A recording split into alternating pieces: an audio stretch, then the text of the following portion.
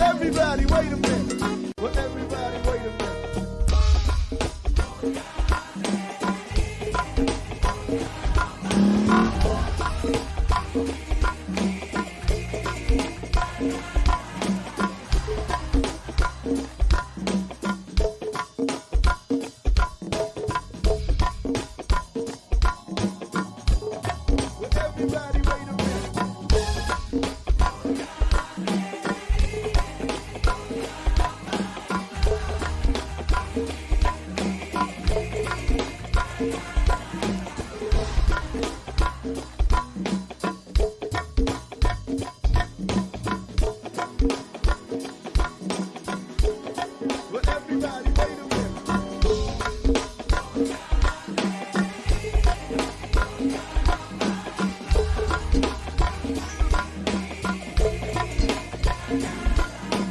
I mix what I like, what I like, what I like, what I like, what I like.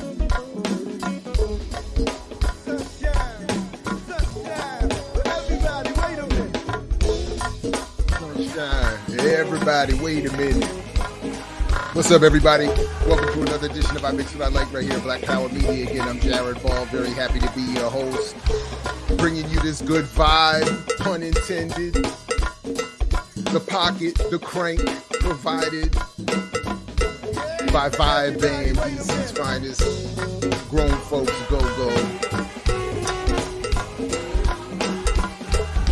Whose Wednesday night show I think I'm about to be at as my birthday approaches. I rang in my 50th with the Vibe Band, I think. And I think I'm about to see the keyboardist in church. Everybody, wait a minute. My man's church. Gonna go see some gospel. Get some gospel. Bring the kids out. Get some of the babies in the church. Anyway, invite people to join you this morning. We do have a number of guests coming this morning to talk about a number of different things. We have MAHNKER DAHNWEIH coming to talk about bodily autonomy and privacy as it relates to abortion or the abortion issue.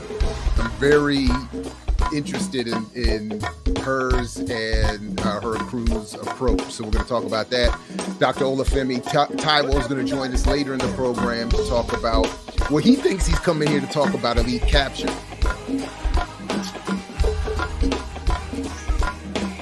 But in preparing for this morning, he doesn't know this, but I think we got to have a different conversation. First of all, as it's already linked in the show description, his extended conversations with Two Black and Blackness podcast does a lot of the work that I think we need to do. But they didn't get to something that I feel like we might be breaking some news here this morning. So definitely tell your folks and your friends and even your enemies to join us this morning. Because I think, we'll see. I don't think Dr. Taiwo was expecting this particular approach to his work this morning. So we'll look forward to that. But in just a minute, we're going to start a little bit this morning with a discussion of the man whose work provided me and us with the pun that is the name of this show, that is the name of my first book, that explains a lot of the approach that I and others are trying to bring into this show and into the work that we do here. And of course, that this being the anniversary of the 1977 assassination of SteveBiko, we're going to start with him this morning in just a minute here at I Mix What I Like. So definitely jump in. Don't be stingy with this boom bap breakfast. And let's have some fun this morning. Let's have a good show. And if you got comments, questions, definitely drop them in the chat. And I will get to them, hopefully, as soon as possible. We can deal with some of that as well this morning. So,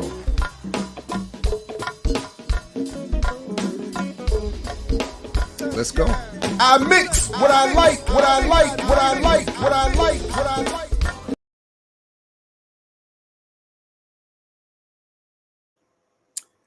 Yeah, I don't like that.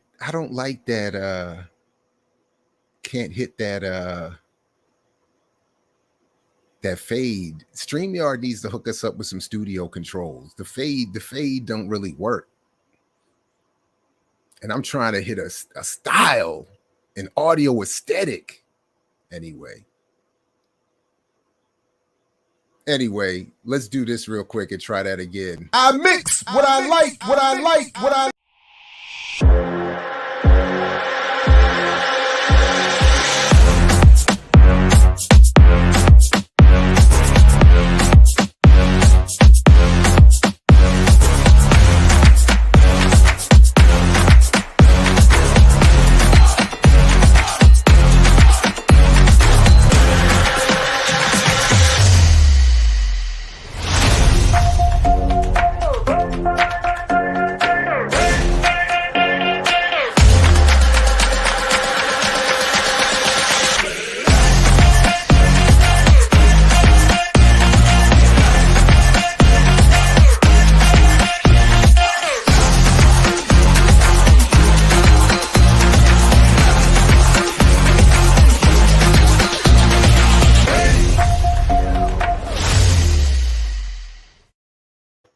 All right. Yes, indeed. Welcome back here to I Mix What I Like in Black Power Media. I'm going to put this in right now, but I want to, because I forgot to do it initially, I want to remind everybody that we are in the middle of our fall fundraiser, inviting folks to do what they can to support us financially. And if they cannot, which is completely understandable,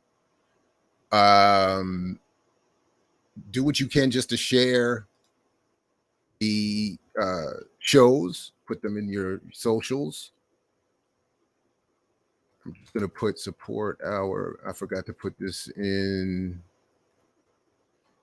So in just a second, if folks, if you're watching live and just refresh, you should see the link to the fundraiser in the show description at this point, or those who are tuning in late can catch up to that. I'll also drop it in the chat.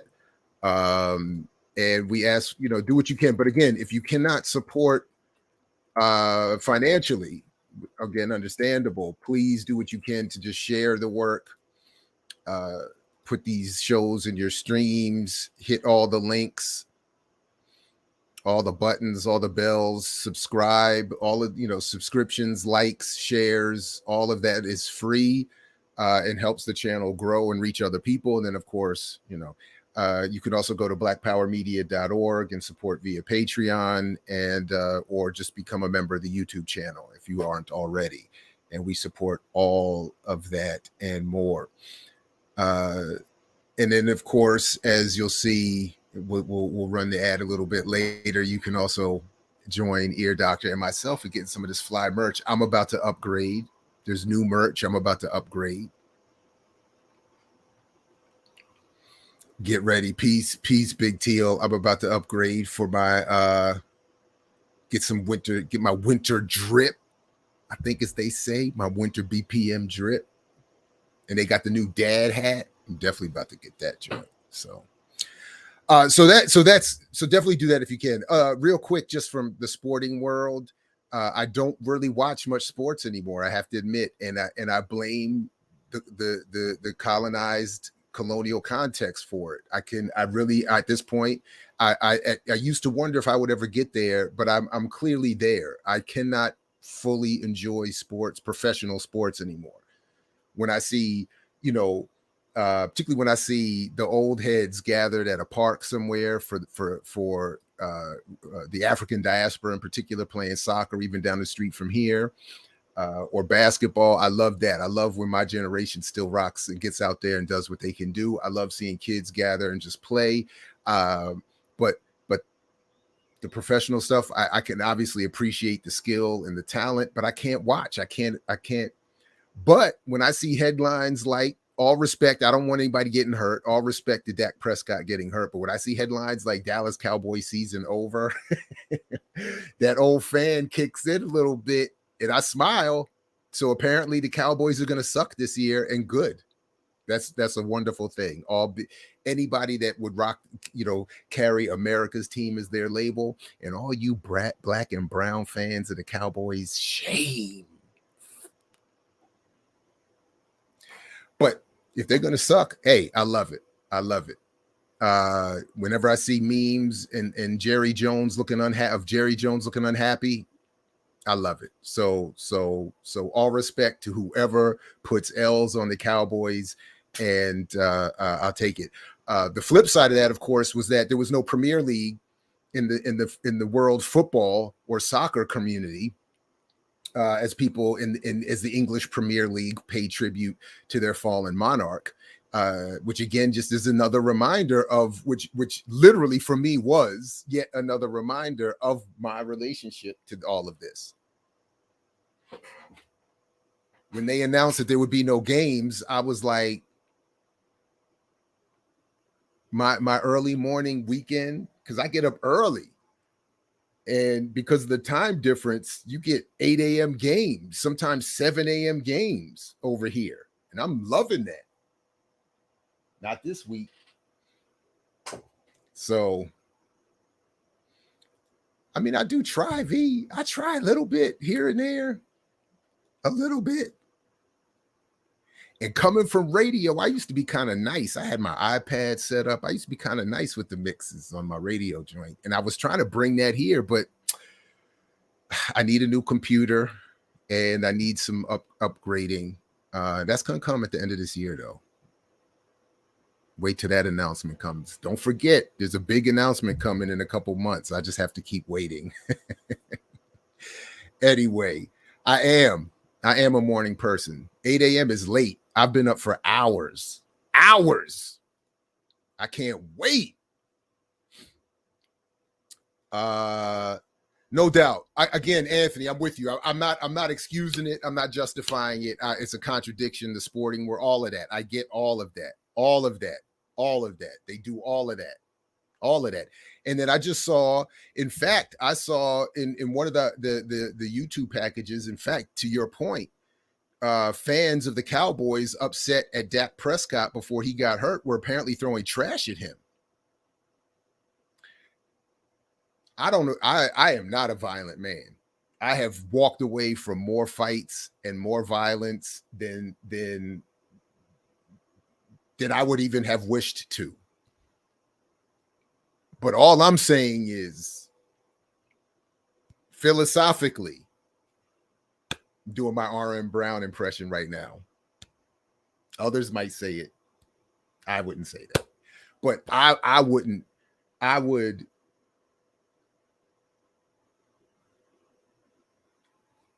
like Dr. Clark said, once someone has enslaved you and colonized you, anything you do to reclaim your humanity is morally justifiable. I'm gonna leave it at that. You throw trash at somebody, you throw as they do in also in the soccer world, bottles of urine and feces at someone.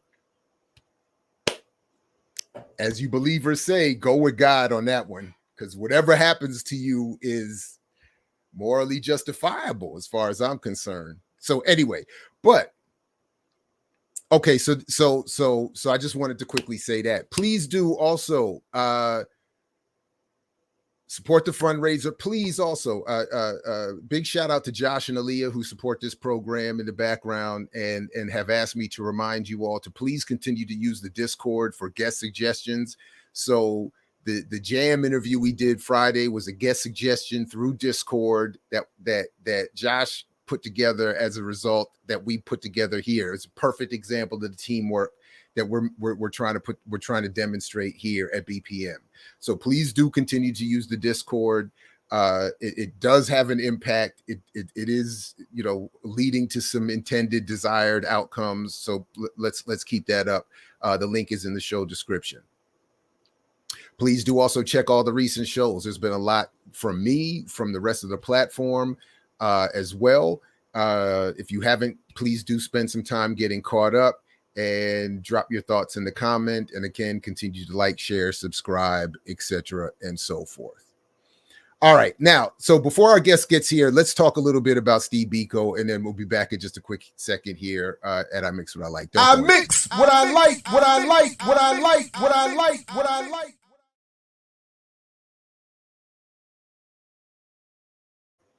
So as many of you know, on this day in 1977, SteveBiko was assassinated while in prison, or at least many in the struggle considered an assassination. He was beaten while in custody, of course, by the police. And I think it's perfectly logical and fitting in a way that as in the Pan-African struggle, and of course here in the United States, police violence continues to be a primary concern, that someone like him would have been captured and then tortured and killed by police while in custody of the police.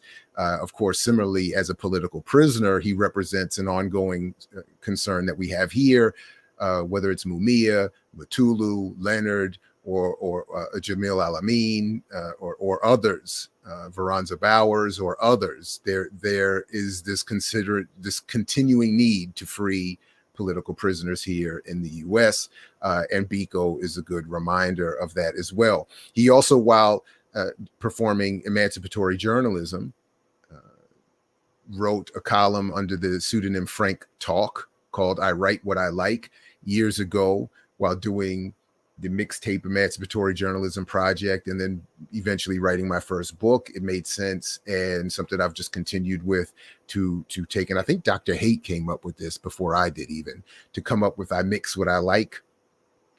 But it's absolutely a conscious honorific to Biko himself and to that kind of Black consciousness work that is, of course, still necessary. So just a couple of things I want to share that I just looked up. I had thought we would have my comrades from the All African People's Revolutionary Party were having a forum this weekend, and I thought we would have video from that, but that was not possible. So I just wanted to quickly grab a couple of things here to help us reflect just for a moment.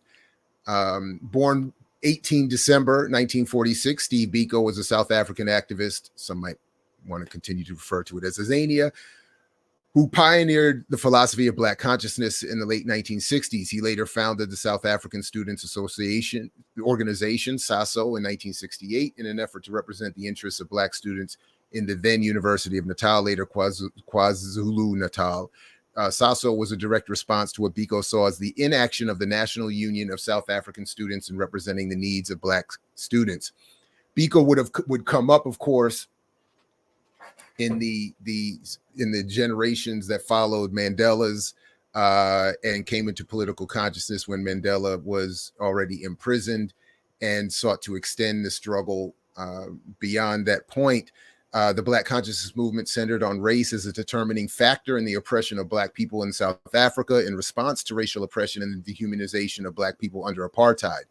Black, as defined by Biko, was not limited to Africans, but also included Asians and coloreds, South Africans of mixed race, including African, European, and/or Asian origin, incorporating Black theology, indigenous values, and political organization against the ruling system.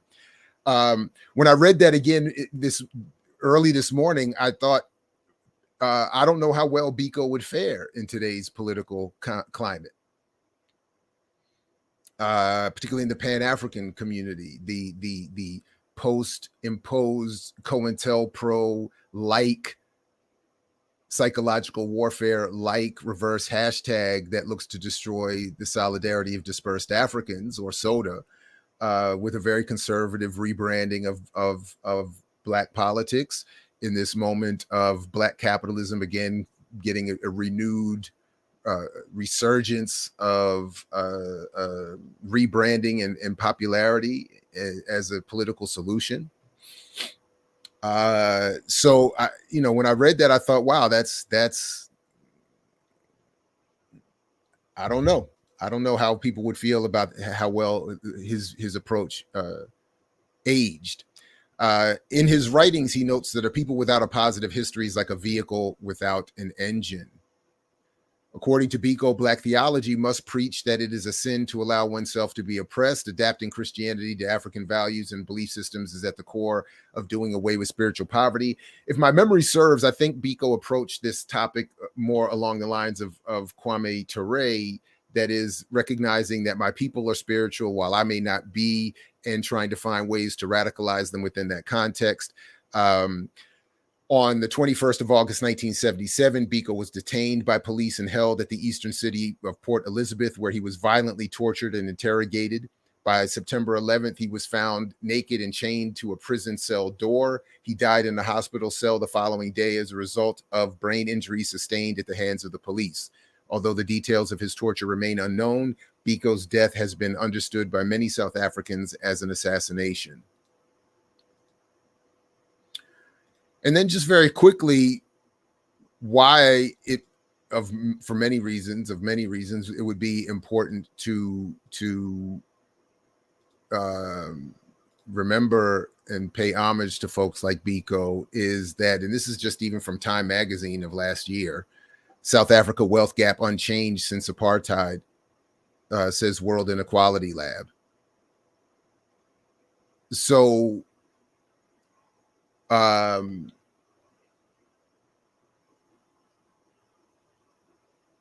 anyway, The social architecture formed over more than 3 centuries of white rule has maintained South Africa's position as the world's most unequal society, according to the Thomas Piketty, I think it's Piketty or Piketty, I can't, I've heard it pronounced different ways, backed World Inequality Lab. And I've only read Piketty's, at least portions, you know, chunks of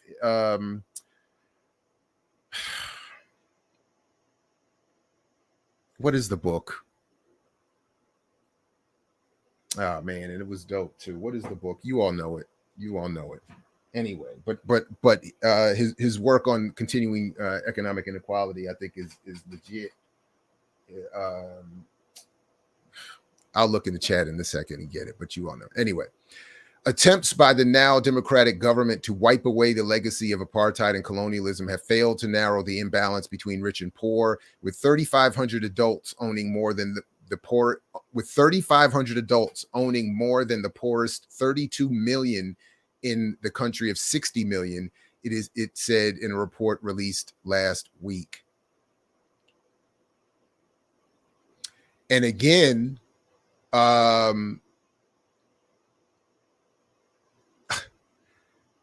shout out to the late Dr. James Turner, who, while he was running the Africana Studies and Research Center at Cornell, and I was there.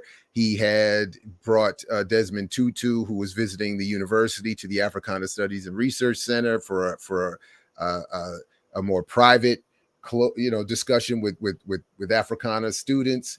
And there was a brother from one of the townships in South Africa who stood up after hearing, kind of a bland sort of standard Desmond Tutu discussion, and through his tears, shaking, angrily, crying, said basically just this: things are not better. Things have not improved. And it did not go well for Tutu in that conversation. He struggled to get out of it. Anyway, there is no evidence that wealth inequality has decreased since the end of apartheid. The group said asset allocations before 1993 still continue to shape wealth inequality. During colonialism and structured apartheid from the late 1940s, Black South Africans were largely denied economic opportunities. More than a quarter century of democratic rule has seen the growth of Black middle class and a Black business and political elite. Wow. Shocking. Yet most South Africans still suffer from woeful education system that leaves them ill-prepared for jobs, while townships built for Blacks during apartheid leave them far away from workplaces.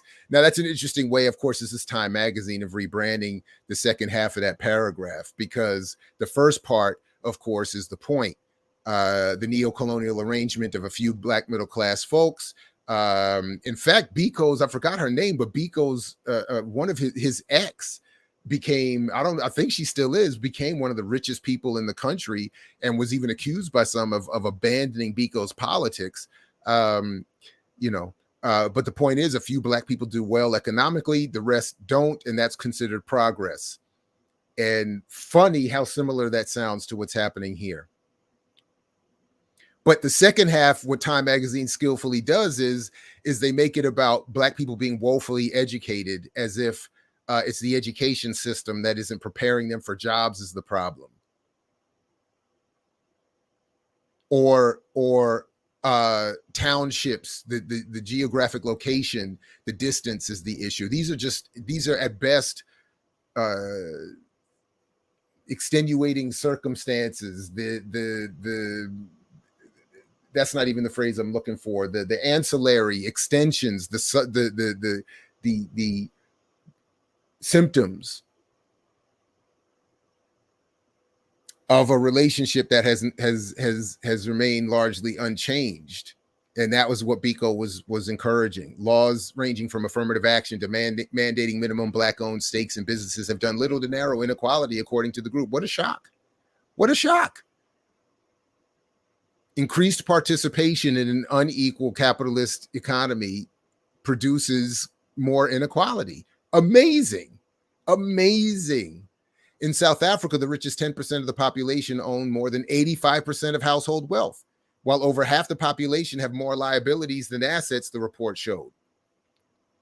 Call Earn Your Leisure. Assets over liabilities. You just need some t-shirts and some sweatshirts In South Africa, they just don't seem to understand what earn your leisure and the black capitalist class in the United States have figured out. You need your assets over liabilities, South Africans, not liabilities over assets. You're upside down. Tune in to Earn Your Leisure as we earn their leisure with more mythology. That gap is higher than any other country for which sufficient data is available, the group added. The richest 1% in South Africa have likely increased their share of wealth since the end of apartheid, the group said. Increased. So wait a minute. We lift overt sanctions and inequality, replace them with symbolic inclusion and freedom, and we do better? Wow. What a novel idea.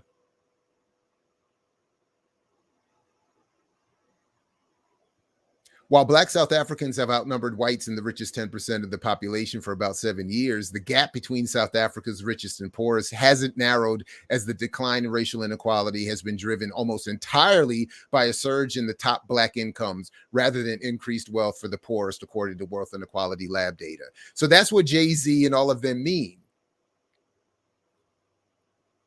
If I do better, we all do better, because my enormous income raises the average of all of our incomes and makes it look like we're all collectively doing better than we actually are. But don't focus on that, because just focus on the average and not on my relative position to that average. Hove. It's The Rock. All right. Anyway, rest in power to SteveBiko, to the Black Consciousness movement, which is not rested, is still needing power and struggle. And we want to support that. I certainly want to support that as we continue to, I mix what I like here at Black Power Media. That said, let's take a quick break and come back with our first guest and talk about some privacy and bodily autonomy. Perfectly, now that we've overcome apartheid and inequality, it's great to know that we are fully secure in our privacy and our bodily autonomy. No cause for concern here. In fact, you could just go ahead and click off, because it's all good. I'm sure that's what we're going to be. That's the tone. Anyway, back in just a second. I mix what I like, what I like, what I like, what I like, what I like.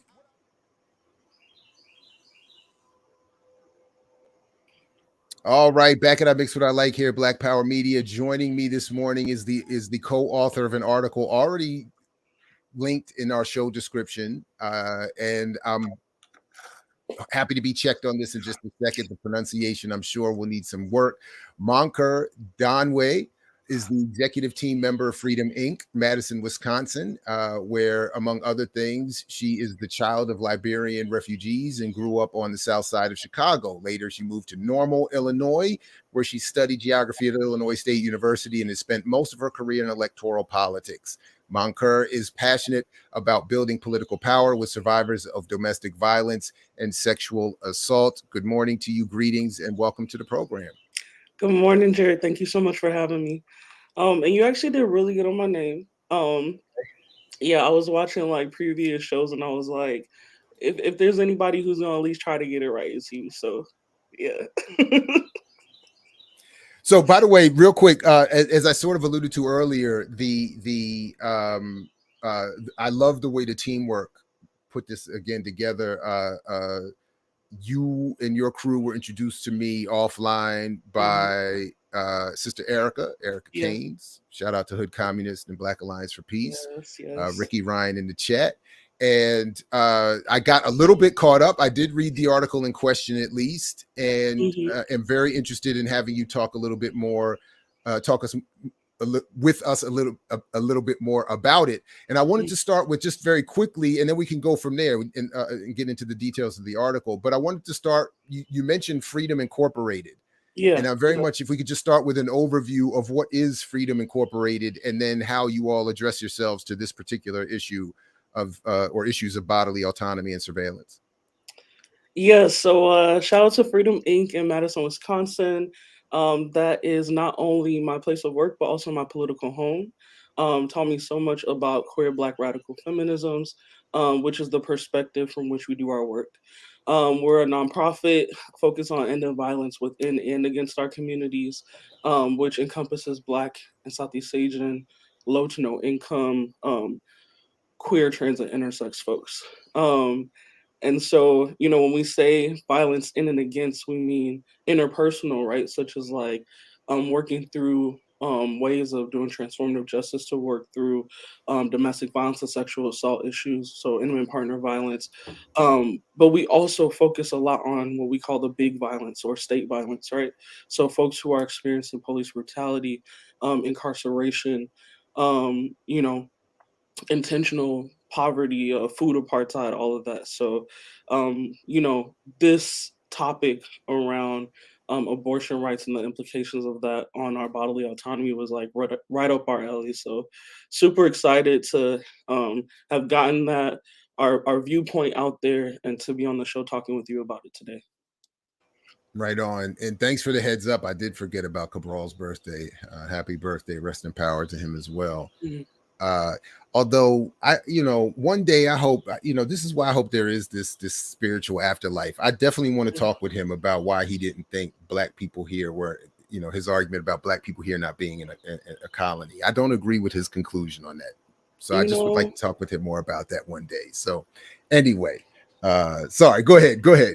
I just wanted I was just going to say, I mean, a lot of what we bring up in the article too is really linked to this white supremacist project of colonialism and how folks in America are living in a domestic colony and how that shows up in our lives and the linkages between the Black experience here and globally, but also the things that Southeast Asian folks endured during the Secret War, and even before that. It's also like you see some of that meshing and coming out in the article as well. So definitely everything goes back to colonialism. No, right on. So this is the article in question, published in Tone, called "Why Freedom Inc. Will Keep Fighting for Abortion Rights." And first of all, I really love just the beginning, the framing of it, and the reminder of the role of the labor movement in creating what relative improvement or improved conditions or decency we have. Right.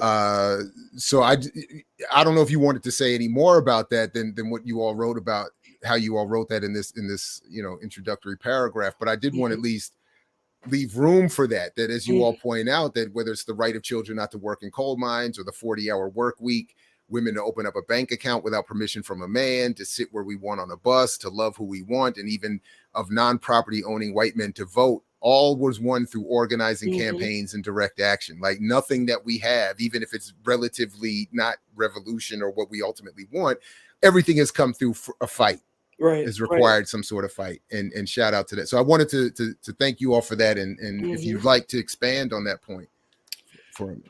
Yeah. I mean, power sees nothing without struggle, right?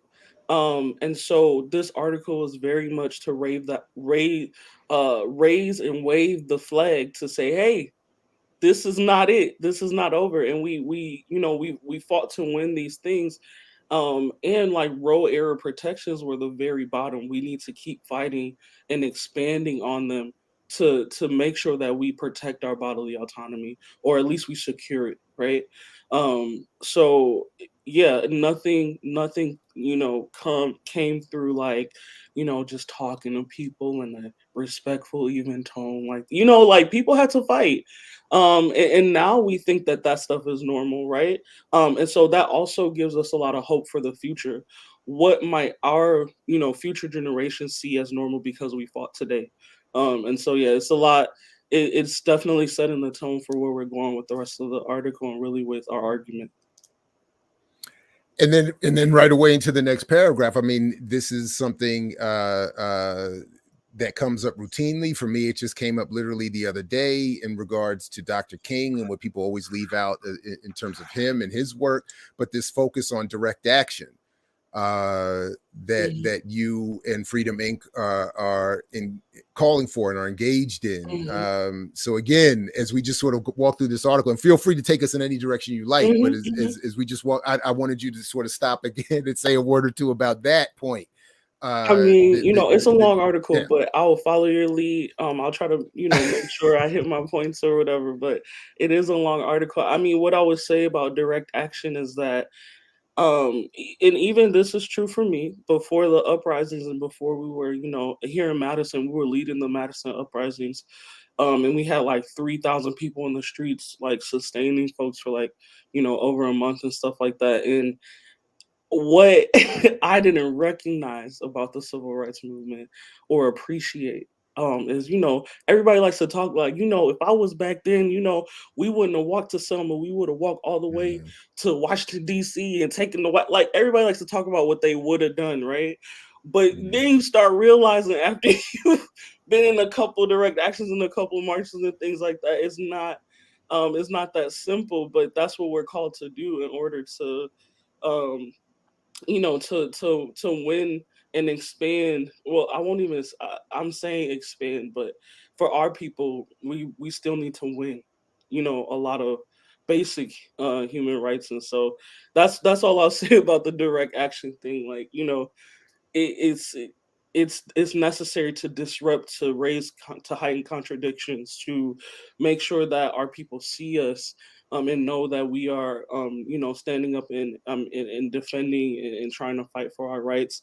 And ultimately, I feel that that's like the way that we not only challenge power but bring more people into the work that we're doing. So do you have a I don't mean to put you on the spot here, but do you have a particular thought then about the more popular tendency for a march or a rally well, personally, I feel like these are often confused with direct action.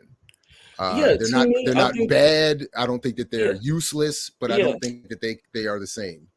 I think there's a difference between direct action and positive action, and there's a couple criteria for direct action. First of all, it has to be disruptive. You can't, to me at least, or the way that we move at Freedom Inc., it's not like we're not going to call a Saturday afternoon stroll on the sidewalk with all our friends a march, right, or a direct action.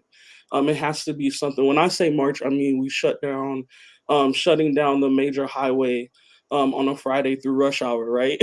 Making the mayor come down and have to answer to people, in the middle of the street. That's what we mean by a march. So I do want to be clear there around, like, it has to be disruptive. It has to heighten contradictions.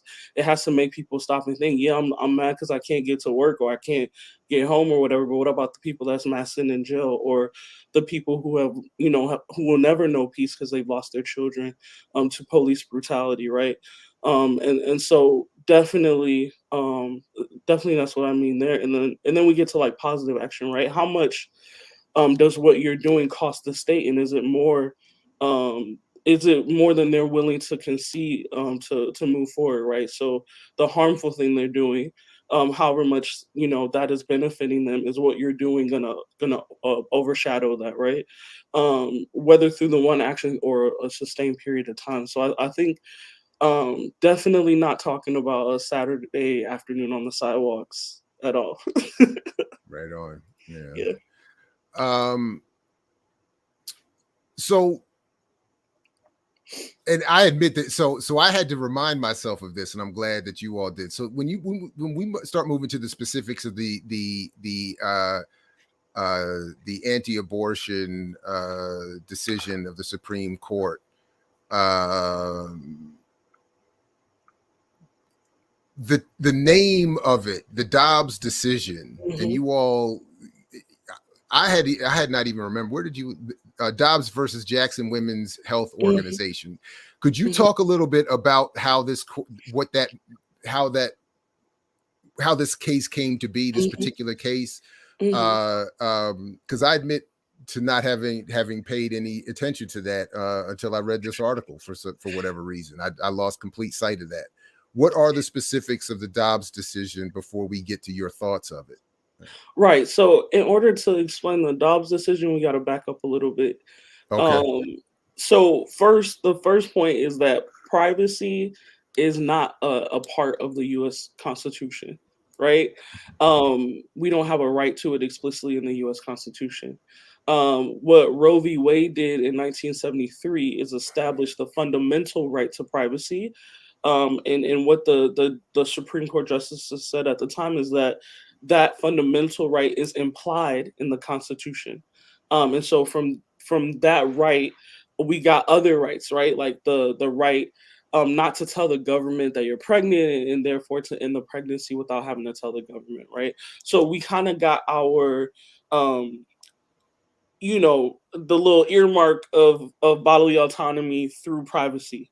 Um, so what the Dobbs decision did in 2022, earlier this year, said that privacy actually isn't fundamental.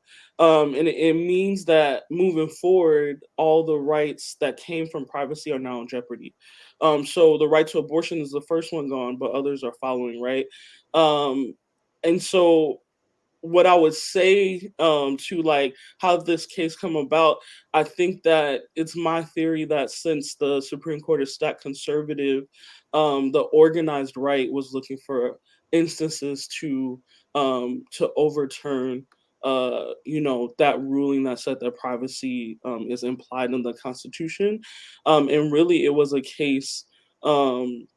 Of someone refusing the only abortion care clinic in Mississippi, and there's an issue over refusing to do an abortion after a certain period of time that the state has said abortions can be done in, and everyone in the liberal camp was thinking, oh, like we already have Roe, this isn't gonna turn into anything, like we have Roe. And so that's another thing that we're also raising a flag around, is not to be comfortable in half measures, right?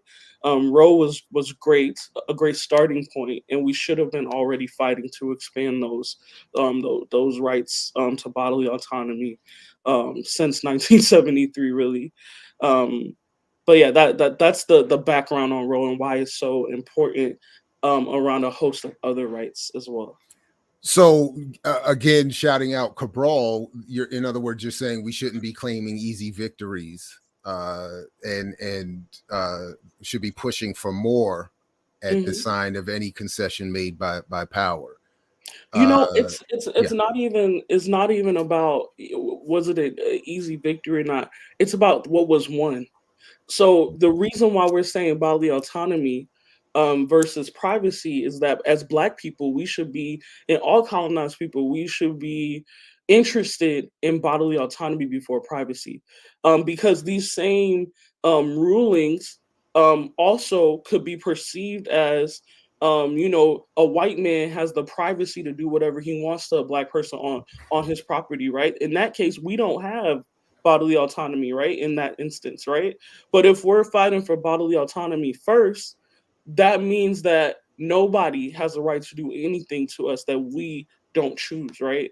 And so that's why it's so important that not just people who can have children, right? This is important for us all. Yeah, but I see an immediate problem with that because if we all push for bodily autonomy, that might mean that some people might do something with their body I don't find appropriate. They Mm. might want to transition. They might want to dress different. They might want to, and I don't know. I maybe can't we just keep it to privacy? Why isn't that? I feel like, despite your story of the white man being, having the ability to privately abuse us, I'm not good with this blanket bodily autonomy. What if, like I said, how do I know that people aren't going to run off and start doing what makes me uncomfortable with their bodily autonomy? That is an argument that people bring here, and it's interesting you say that because right now, um, you're talking about comfortability, right? Versus actual safety, right? So you know, folks are, I think you're alluding to, you know, queerness and transness and folks, you know, living out, you know, their gender expression and being with the people who they love and everything. And I think that we should reject all notions that align us with any colonial project. And I think that that is central to I don't mean to cut you off, but it might not just be about the queer trans. It might be that I don't want women to be able to go have an abortion. That's Black genocide. That's stopping the proliferation of my people. As long as people are having sex, people are going to need to have abortions, because no one should be forced to be pregnant at all, whether you think that they can give that baby up for adoption or whatever. You know, the underpinning or the thing that made chattel enslavement work in this country was the fact that white folks had the ability to control our reproductive rights, and had the right to tell people when to have children, when not to, when to carry children. And I think that anything that's in alignment with that is bad for us all. Anytime I'm handing back over any type of rights over my reproductive system, we know that the state, you know, give them an inch and they'll take 50 miles, right? So I'm not trying to do anything near that at all. Whether I have this uncomfortable fear in my mind, right, of like, oh, what if someone's doing something that I'm not morally aligned with? Morality, or, you know, even the sanctity of life, or this fear of, like, you know, Black genocide, like happening through, coming through, um, someone who's able to have children, like their right to choose when and how that looks like. Really, we should be rejecting that, and I think that it's time to boldly say that, and to not be pandering to people's fears, perceived really fears around that issue. Admittedly, I think this is an interesting curveball question. I don't mean to take us too far away because we're not finished with the article yet, but do you have any thoughts? Because this is not an issue your article deals with, but do you have any thoughts regarding vaccine mandates and bodily autonomy? That's I admit I am interested by that question.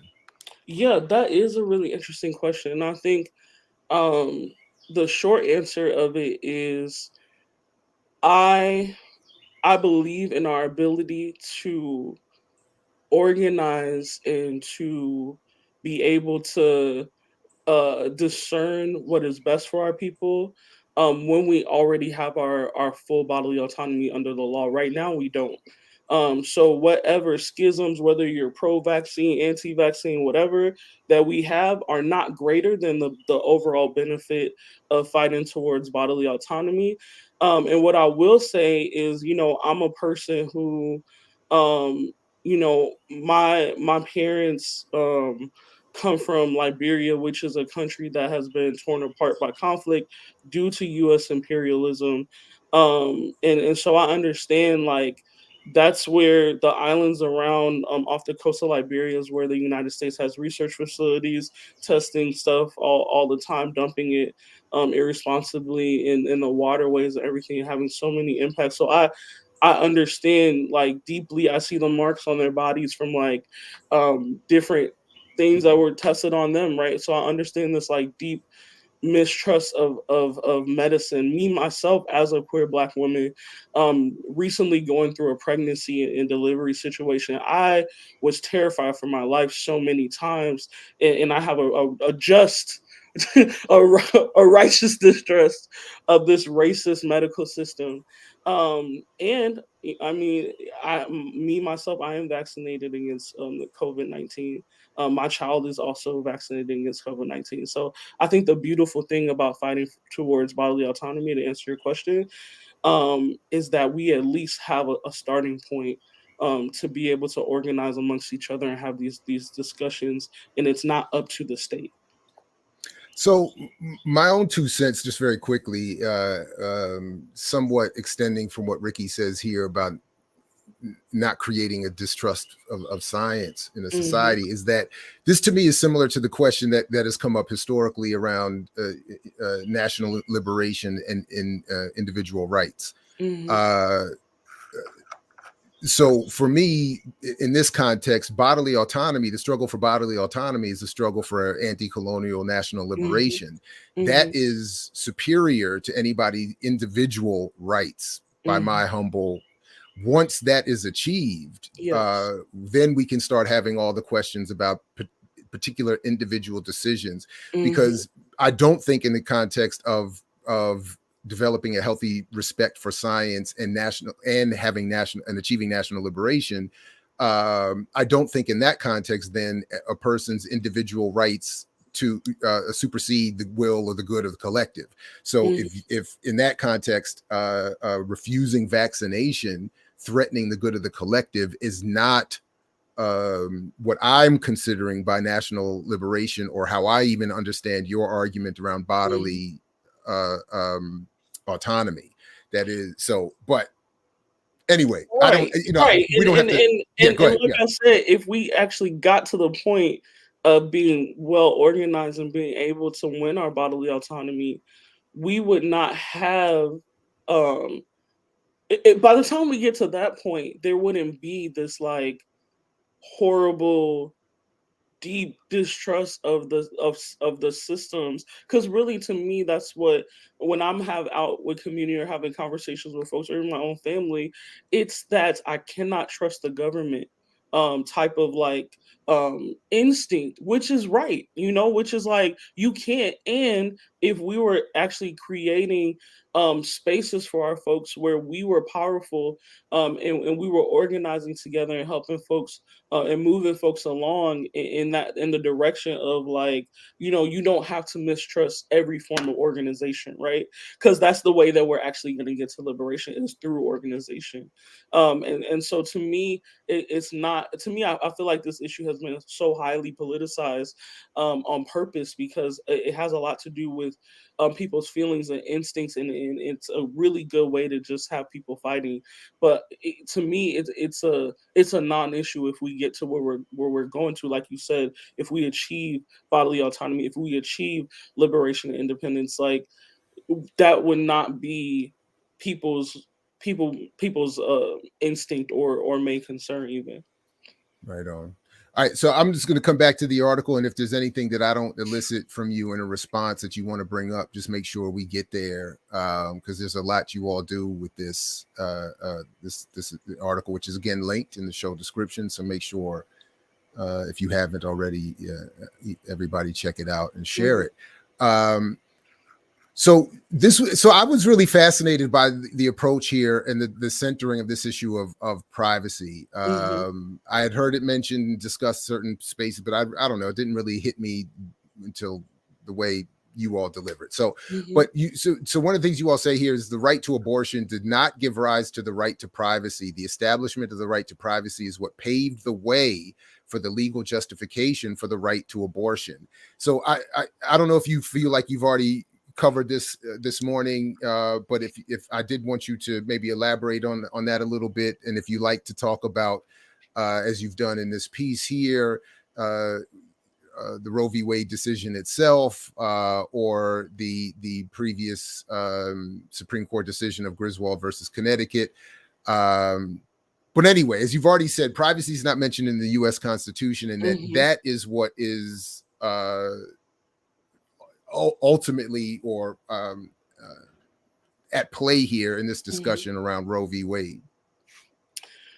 Yeah, so what I'd actually like to get to and spend some time talking about, which is obviously very like linked to this, is how does this attack on these recent attacks on abortion fit within our current political context and where we're going, where this country is going and where we might be going as a people, right? As Black people, and why it's so important, like I said earlier, to organize and to fight against this. So yeah, privacy or the assumption that privacy is inferred in the Constitution is what led to us being able to get things like Roe v. Wade, and what led to us to be able to get other rights, like the government can't just be searching or looking up your search history on the internet, or the government can't tell you who you can and cannot marry, or the government can't lay hands on you and do things to your body without your permission. Of course, unless it's law enforcement, but that's another thing. But that is where abortion rights sit in the constellation of like our existing rights that we might be able to reach, right? Which, as you know, and the listeners here as Black people, those are things that might be written in the books, but are applied very differently in real life. A lot of us have to fight tooth and nail when it comes to Black women and girls, especially low to no income, Black trans men, Black queer and intersex folks actually getting access to abortion. Folks still have to fight, right? Just because something is written down doesn't mean that we're going to get it, right? Or just walk into a place and get it. But that's where it sits in this constellation, right? Our internet privacy, our, the right for them to lay hands on our bodies or not, who we want to marry, a host of other things, right? And so all of those things are actually come under attack right now. Um, you know, um, One of the other justices actually wrote a concurring, decision alongside this, Clarence Thomas, and said, "Oh yeah, now that this is settled, we should look at a host of other rights, right, to be overturned."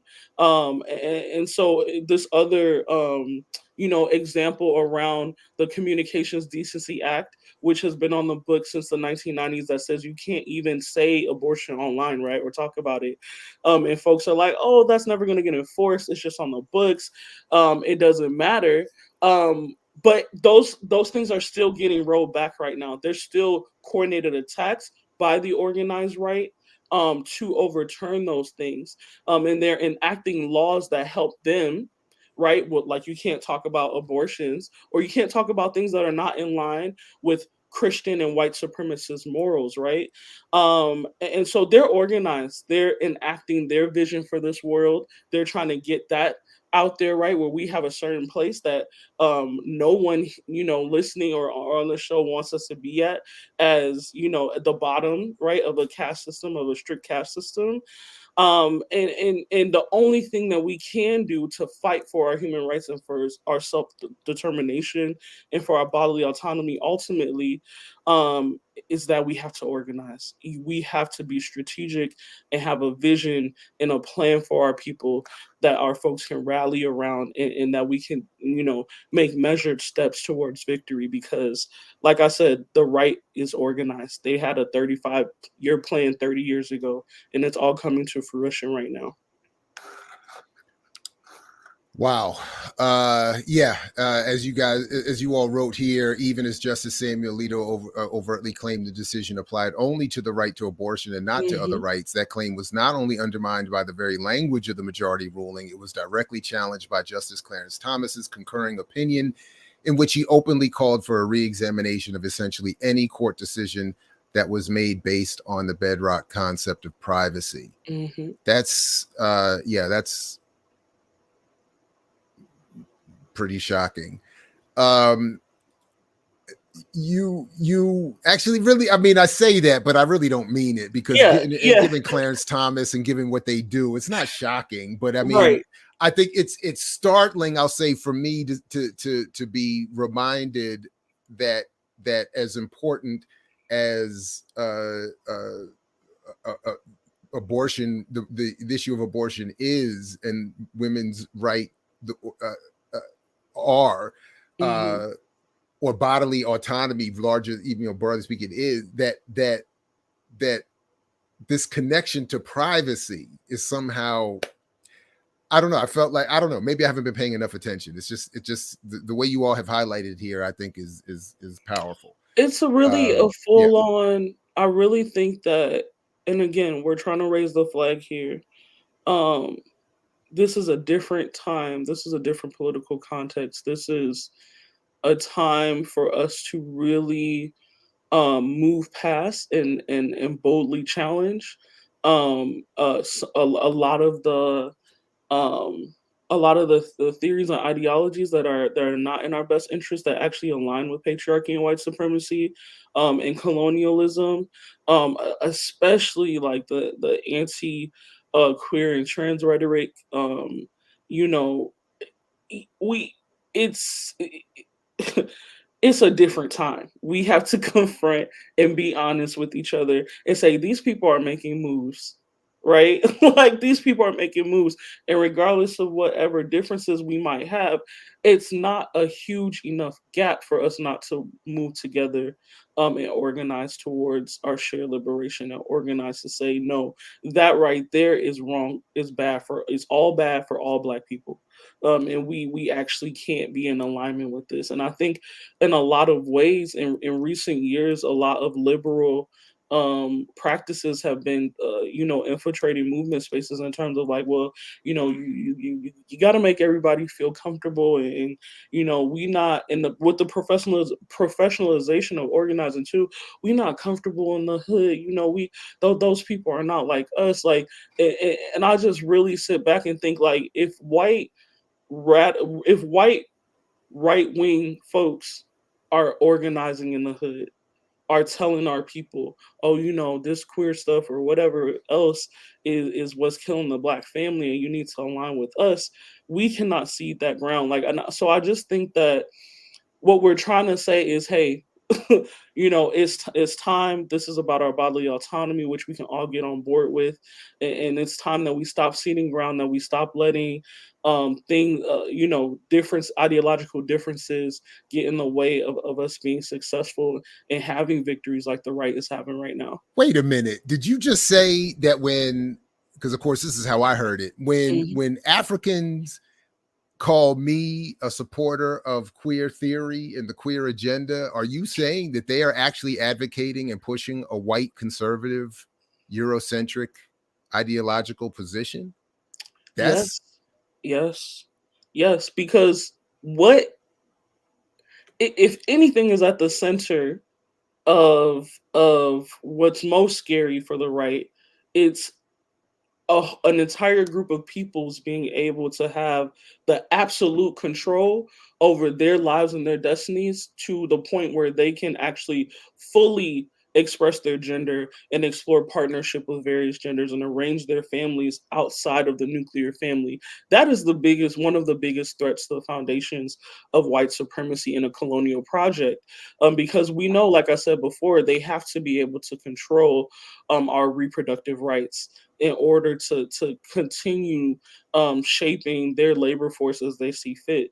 And a lot of times, folks, and I'm not saying that, we throw away everybody. We don't have people to throw away that don't completely align with what we're saying. But I am saying, like, we're going to have to, that's a couple of conversations and PE sessions. I'm like, look, actually, that just doesn't make sense whatsoever. Like, we can't be moving in that way. And even if you think about it from like, if half our community is good because we stop police violence or brutality, but the other half of us are still getting beat in our homes, or still getting disowned for being queer, right? Or whatever else, are we really free? Are we actually free as a people if we're still colonizing our own homes, in our own families, in our own bodies? I'm gonna have to avoid the next round of memes featuring me after that comment.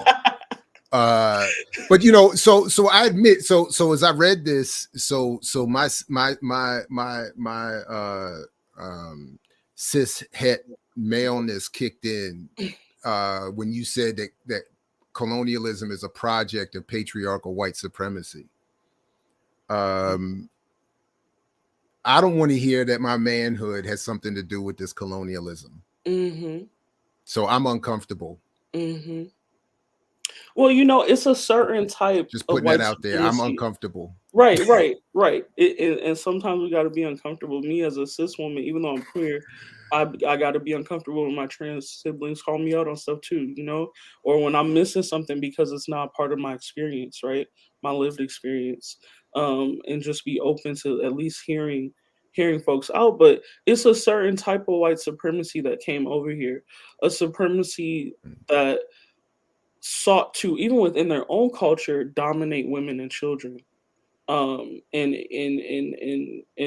you know, eradicate queerness and things like that in order to control their populations, in order to mobilize their people against, you know, the ever present threats, right, of the Middle East and other folks expanding their empires as well. And I think that we have to come to terms with that. That comes out in the ways that we organize our families, in this like mistrust of the deviance, you know, women trope, in this like, you know, the ways that we approach our children, even super antagonistic. Like, you know, when I had a child, it feels like every day is like me unlearning things that, you know, I saw growing up or I experienced growing up, right? And it made me feel like, wow, I'm really approaching this, you know, trying to attain and grab onto, you know, the power that a white man has, right? Or you know, and have dominion over my home and things. And I think that as Black people, to, um, we should not seek to replace, the colonizer that is the white man, um, with something equally as brutal and seeking to dominate. So, yeah, it's definitely in alignment. And it's a specific type of white supremacy that they brought over here and used to shape their colonial project. So, in the interest of time, I want to encourage people to make sure that they read the article that's linked if they haven't already, so that they don't miss anything. Because I haven't gotten to everything, but I wanted to make sure that we at least raise with you, and then obviously you can bring up whatever you like. This issue is you close the article with, which is again going back to the point of direct action and the defense of clinics. So could you talk a little bit about the decision of Freedom Inc. to position itself as an organization in defense of clinics that continue to support bodily autonomy at an individual level, at least, and how that relates to ongoing your call for ongoing work beyond that?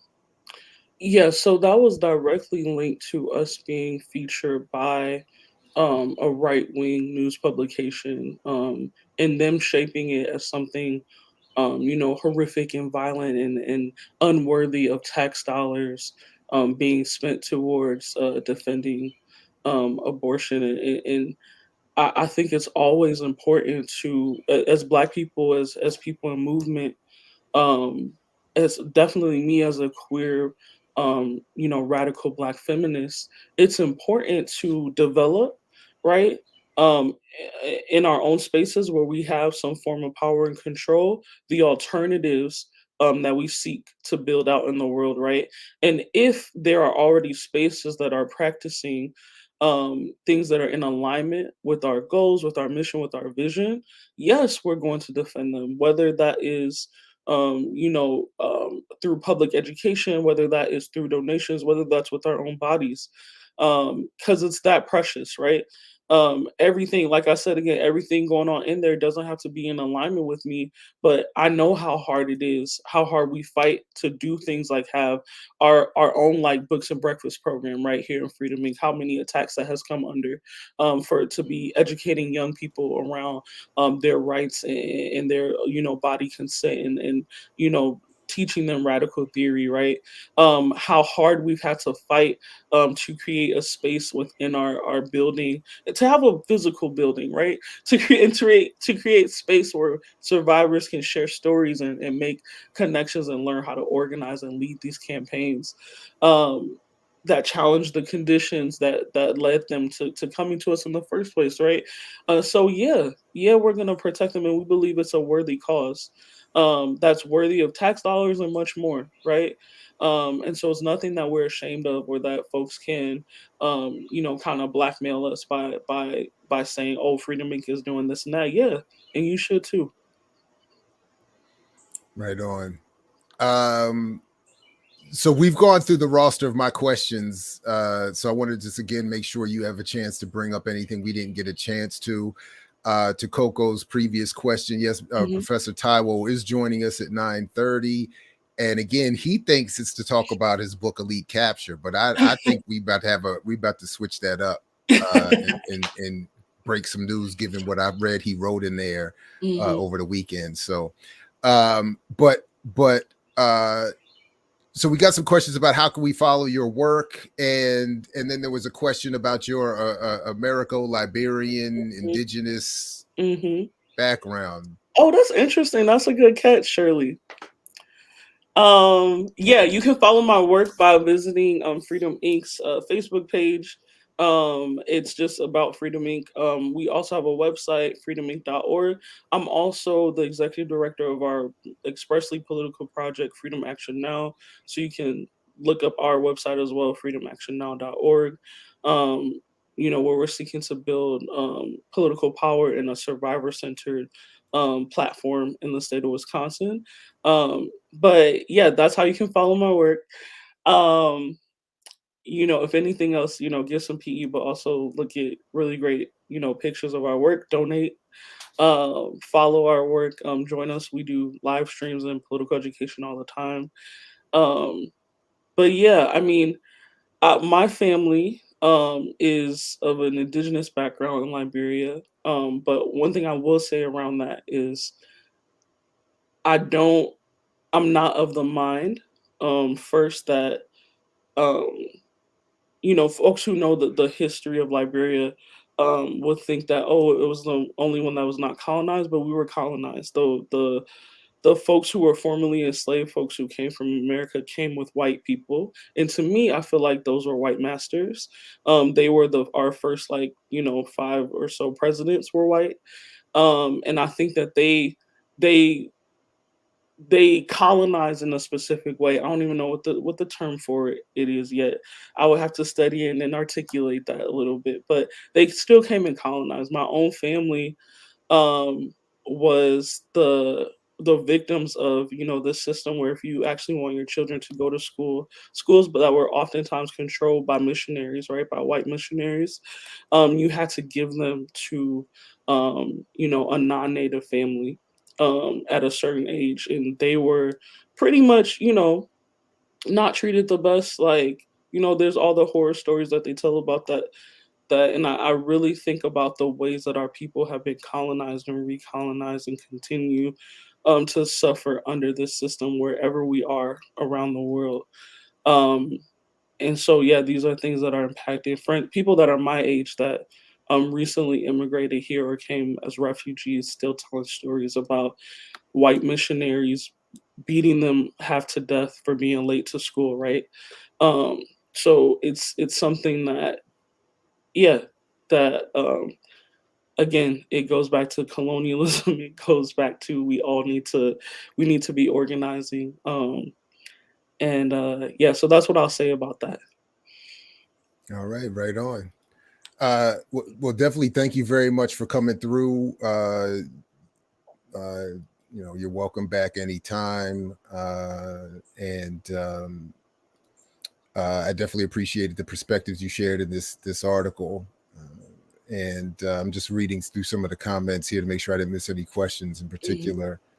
But yeah, no, I definitely appreciate you coming through, and shout out again to Ricky for the introduction, and congratulations on this strong piece. And best of success and luck and power to Freedom Inc. and more broadly even to the concept of direct action. Yeah, no, I love being on. Liberation, yeah. Yep, I love being on. Thank you so much for having me. And the audience was great. The questions were awesome. So thanks so much again, and I look forward to joining y'all again. No, right on. Thank you very much, and take good care. Catch you next time. Bye, y'all. Peace.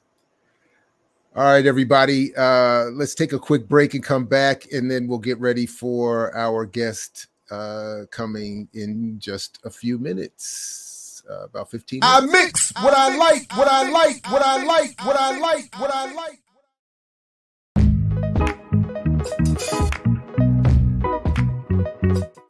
Let me show these suckers how to ball out here. Oh, man, let me get this together here. Oh, layup. Oh, no.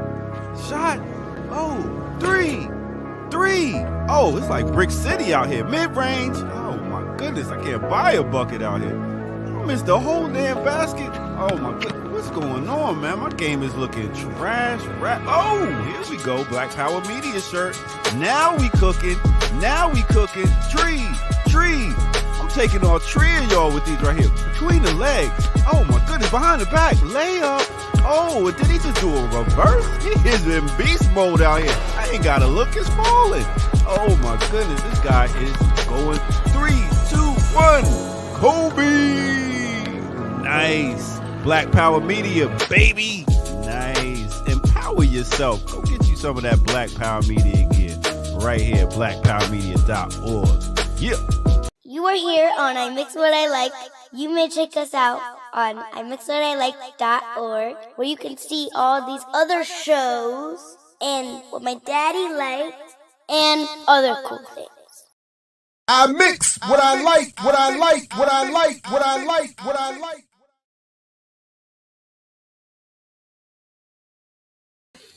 All right, right on. Welcome back. Mix What I Like here, Black Power Media. Yeah, no doubt.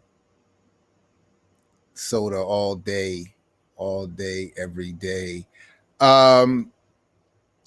Speaking of which, so as I said, so while we're waiting for our guest, because he doesn't know that I've made this unilateral decision to redirect our conversation. I want to first of all remind everybody that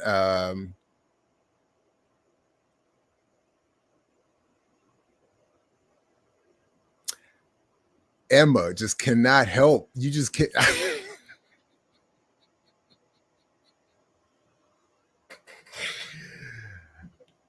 the resident hater. So it wasn't bad ADR. It was that the audio drop was simply that, an audio drop that I used for my old radio show that I think I quite skillfully matched with separate video to get the gestures and all that, just so I could have some visual representation of the relative time and age when that drop was recorded without any video. So that was it, just to have that. So, yes, I do. And they're definitely young ladies and far less interested in their father at this point. So, but I keep telling them, I'm gonna wait. When you come back around, I'm gonna be right here. I'm not going anywhere. Yeah, no doubt. Definitely the hate that hate produced. I can't hate it. I have to appreciate Emma's consistency. But that said, so right. So one of the reasons why I want to make this adjustment is because Professor Taiwo didn't have as much time for this morning, and is only able to come on, for relatively short. So I think it's because he had done such a good job with the Blackness podcast, which is also on BPM, that he felt it was unnecessary to come here and be redundant, which in many ways it would have been. So that's why the link to the show in the show description to the Blackness podcast series of discussions with Professor Taiwo is in the show description. So please check that if you haven't already.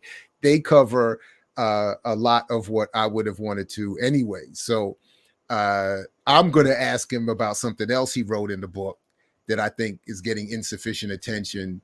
And no, I'm not talking about his shout out to me, although that was dope.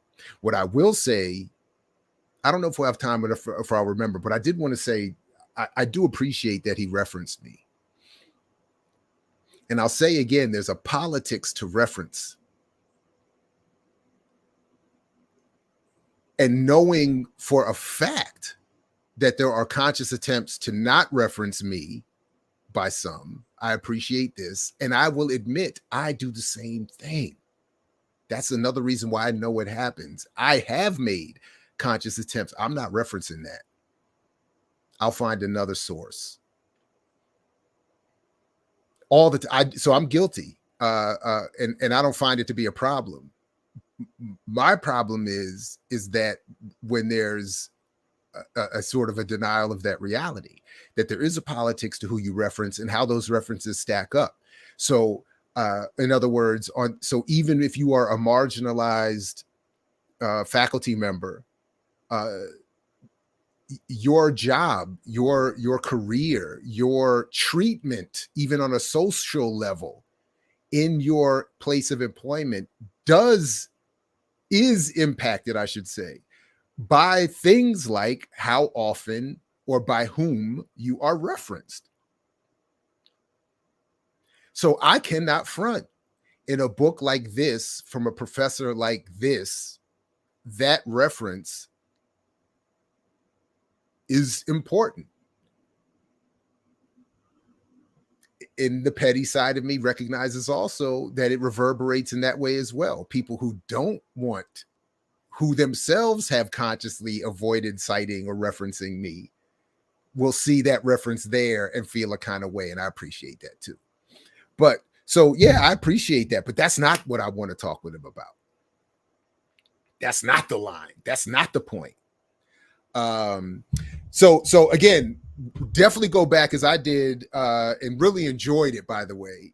Two Black and Professor Taiwo have a great series of conversations, and the Blackness podcast as a collective have a great series of conversations about Taiwo's work, some of which in terms of the discussion predates the publication of this book.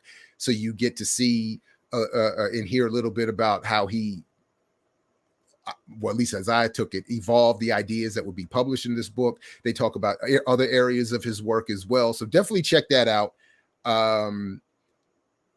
They also do something that I just want to share here very quickly, since we have a moment. And I don't know that we'll have time to bring it up with him while he's here, but since it was brought up by Two Black here, I just wanted to raise this real quick. The Democratic Party once upon a time was like all lives matter, and then eventually they were just like, you know what, Black lives do matter. And it reminded me, H. Rap Brown had a speech way back in the day, and he talked about how the first political victory that Black people won in this country was the fact that they said that we are Black. They established the fact that, you know, we will not be recognized as Negroes, we are Black. The man said, wow, you know, okay. He said, you know, we'll concede that. We concede Blackness to you. But we will not concede revolutionary struggle. We will not concede revolutionary nationalism.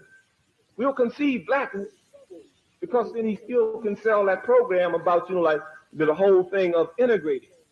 The whole thing of Blacks integrating with whites. He just changed the word. Next thing you know, like they're on somebody's corporate board or. So, Jamil Al-Amin, I mean, I hate to say it this way. Obviously, he should be freed, but you can understand. I mean, we can understand the logic from the colonizers' point of view of why they wouldn't want him to be. The ability to bring so much depth into a very conversational, clear, concise, that's a scary type of brilliance that can't just be allowed to be running around here amok. But I love that this was the way that Two Black and Professor Taiwo have this, that at least this part of the conversation was that this, and Two Black does the comparison of trickle-down economics, the Reagan-esque and Obama-esque trickle-down economics, that if a few do well, it will benefit the rest. This is sort of what is being said here racially. It's the Black bourgeois neo-colonial, you know, recasting of if Blackness does well, if some Blackness does well, it will trickle down and somehow benefit the whole. And this is the point of Rap's, Jamil Al-Amin's argument, that, and I think it blends well with what I've been saying about Black capitalism, with what Christopher Mott said about woke imperium, what Taiwo was saying about elite capture. That cool, you want you want to put your black flag up and your rainbow flag up, and you want to put your trans flag up, and you want to rock with it, be that, do that, have all of it, do everything, but you're not having control over the definition or the application of liberation, national or otherwise. So that was, yeah, right on, of course, right on.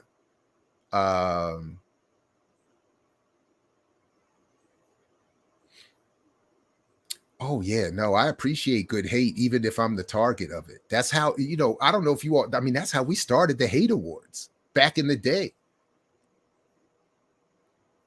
A caller called up, a black woman called up my radio show, and on air, I don't know if she realized I was the host at the moment, or if she did, but she spoke about me as if I was not there, and said that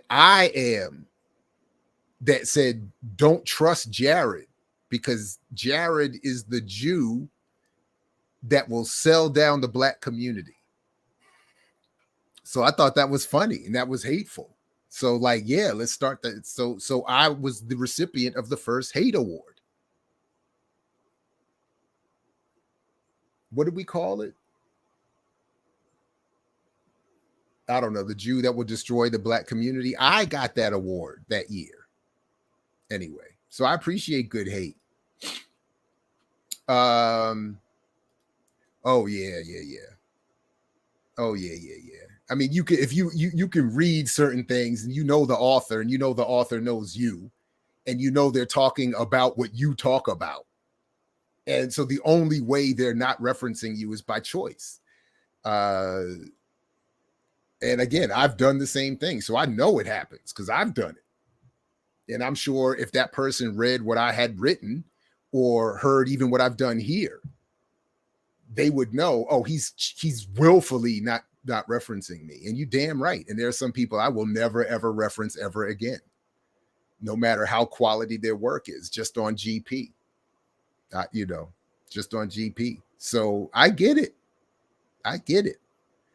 And again, the same thing, logically speaking, I think that they're from, I even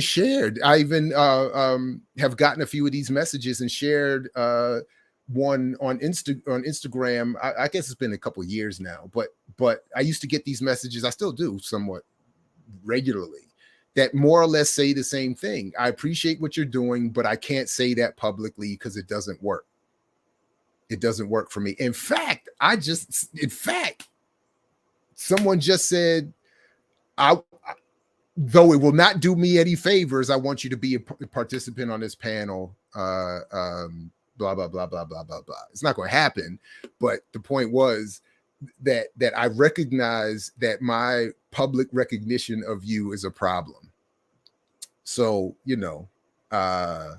anyway, our guest is here. Let me not stand on ceremony, waste any more time. Quick transition, and then we're going to get into this discussion with Professor Taiwo. Don't go. I mix what I like.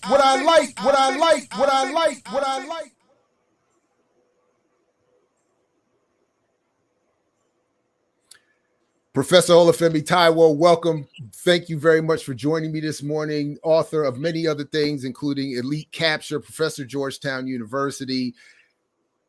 As we were just saying, previous guest on Blackness podcast. Link is in the show description. Definitely check it out. Greetings to you, sir. Good morning. How you feeling?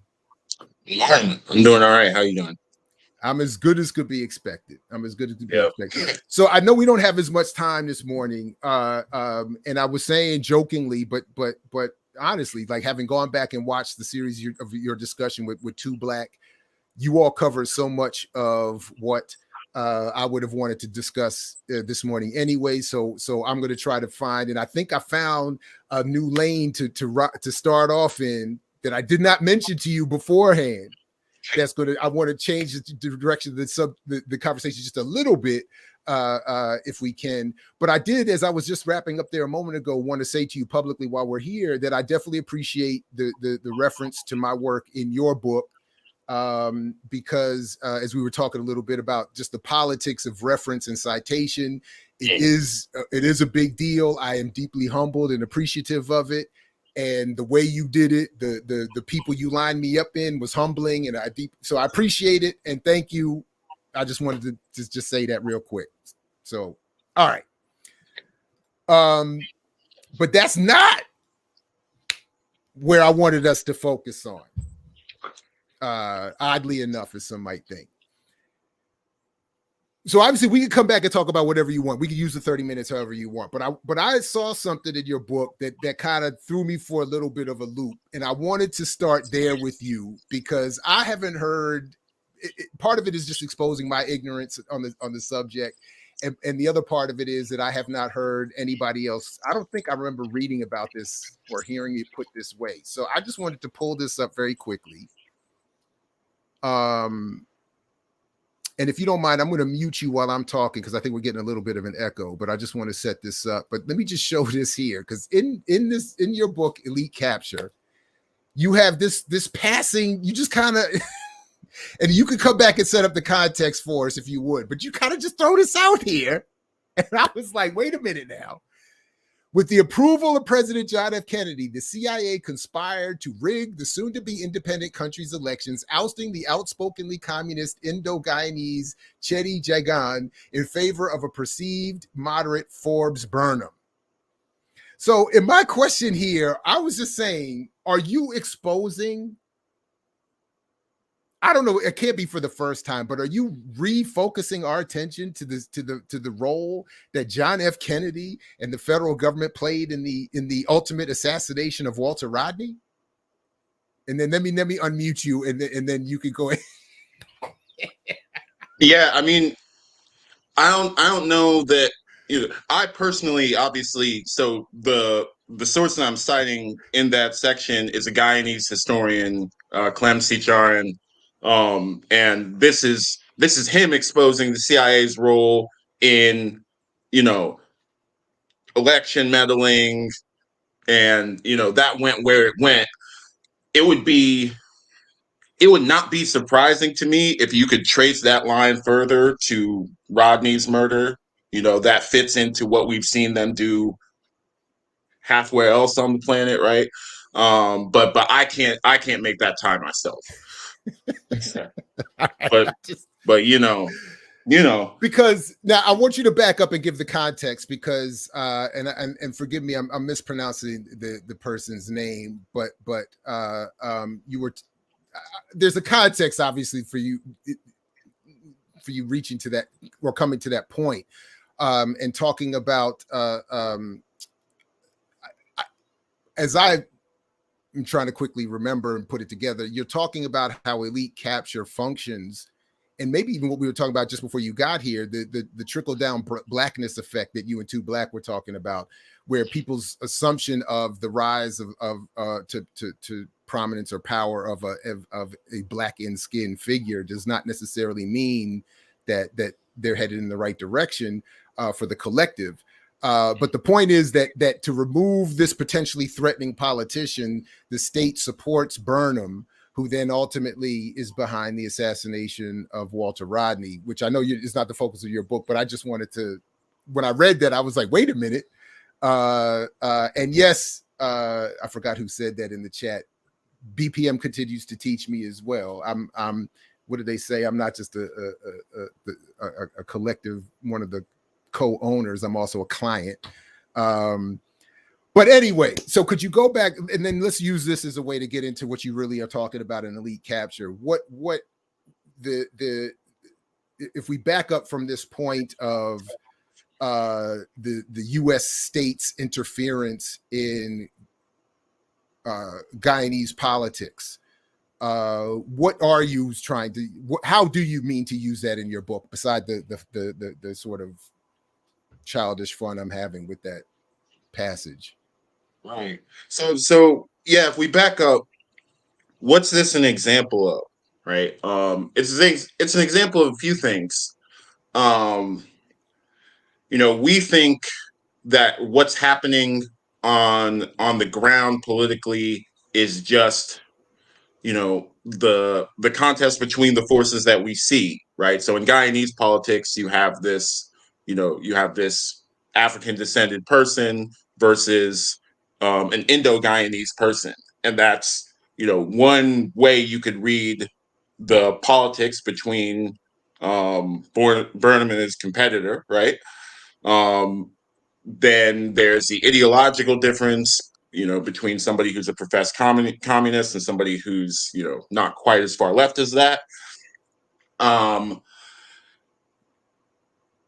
But that's what we see, and we don't see, obviously, the CIA in the background trying to pick winners, in this election in Guyanese politics.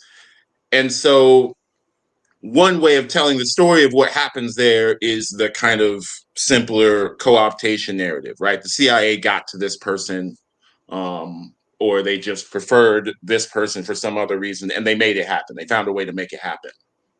And maybe that's what's gone wrong with identity politics. Maybe they're doing that in the universities, maybe there's some grand kind of conspiracy. And that's not, we shouldn't put that past the CIA, right? Like they do stuff, they in fact do stuff like that. They've admitted to doing stuff like that, right? You don't even have to take it from me, you can take it from them. So that's obviously within the realm of possibility. So I don't want to throw out co-optation, right? That's usually the word people use, right? A deliberate, explicit, on purpose effort of somebody in a shadowy room somewhere to direct what's happening politically, right? The kind of conspiracy theory version of things. So I do, at several points of the book, acknowledge that's the thing that happens. That's the thing that has happened in Guyana, in the US, lots of other places. But elite capture is bigger than that, right? Elite capture is not just people conspiring, right? But people at the top of, say, the CIA deciding what to do about our politics. But the rest of us, we're in this tricky position where we have less than full information, and we have whatever politics we have, and we're trying to navigate the world and move forward politically. And some of the things that might look like solutions, especially given what education is available, what kinds of media outlets have been available and what they've been saying, the stuff that might look like solutions might also functionally co-opt movements, even if that's not what we're trying to do. That's one of the things I appreciated about, your book and Fanon's work and Fraser, like they make room for people on purpose trying to distort Black politics. But there's also just the fact that some kinds of more business-friendly approaches to politics or to thinking about the problems in Black politics are just easier. They're easier to come by. You're more likely to get support from other people and powerful institutions if you're talking about Black business than if you're talking about the Black Liberation Army, right? And that too is, that's also a political force. That's also something that explains some of the stuff that's happening in Black politics and politics in general. It's not just Black politics. No, right on. So the only other, again, for the sake of brevity, and I want to keep saying this because I want people to see our conversation as a small addendum to the one you had with Two Black, and then of course to your broader work itself. But so then what do you say then, or how? Well, actually, let me ask this question first. This just actually came up when you as a teacher specifically. I'm thinking this way. How do you differentiate or sort of distill the nuance between what you just said and how many young people, certainly in my classroom, conceive of this as through the lens of the Illuminati? How do you address the distinction between conspiracy and conspiracy?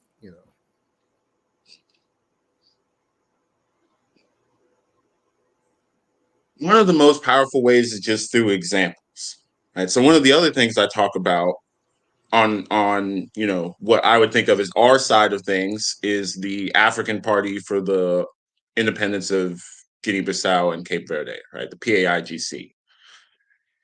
And without at all equating the power dynamics within that liberation party with the power dynamics between the colonized Africans and the Portuguese, one thing I try to get people to notice is, you know, it's not like everybody who was colonized by the Portuguese was in exactly the same position, right? There was also variation. There were people who were more likely to starve when there were famines. There are people who were less likely to starve when there were famines. There were people in Cape Verde, which was set up to be a kind of middle class or stratum or level in between the Portuguese and, you know, the darkest and least formally Westernly educated Bissau Guineans. Right. And those power dynamics weren't, you know, that's not me as an academic just trying to nuance monger and just trying to, you know, find distinctions for the sake of pointing them out. This split the party, right? There were murders in the party because of these power dynamics. And so it's not just, you know, I think giving an example that's on our side of things helps people break out of, no, it's not just the bad people doing something that explains elite capture. It is actually the structure of politics when your starting point is this hugely influential, impactful system of structured inequality that you have inherent history. You can't, you know, get in the time machine and erase. So, you know, it's a question of how we respond to that, rather than, you know, can we just eliminate it by thinking the right things or being the right kind of people? Oh, did you stop I said talking? Nuance marker. Yeah, I'm not sure where I came up with that.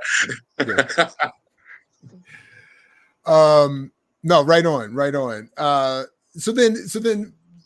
So then what role do you say identity should play in someone's self-concept, in someone's inspiration to engage political struggle, or in their work within political struggle? Or just in general, how should we use our identity, or conceive of it, or not? I think the view of the difference identity makes that I have is pretty much exactly what the Combahee River Collective came up with in the first place. You know, so I'm just saying that to say this is not my invention or anything. But, you know, I think what they were saying, and I think this is right, is just your identity helps you pick targets. You know, you should engage in political struggle first personally, right? It's not an issue. It's not philanthropy where you figure out what's going, you know, you just, with a bird's eye view, think what's wrong in the world, and then, you know, extend charity to the people who are struggling as though, you know, you're not part of the world that we're trying to fix, right? If you are, you know, in an apartment that's being run by a slumlord, you know, that's information that you can use to figure out where you can fit in the broader movements. It might be tenants unions is a place for you, right? If you're at a workplace with bad working conditions and you have the right kind of relationships with your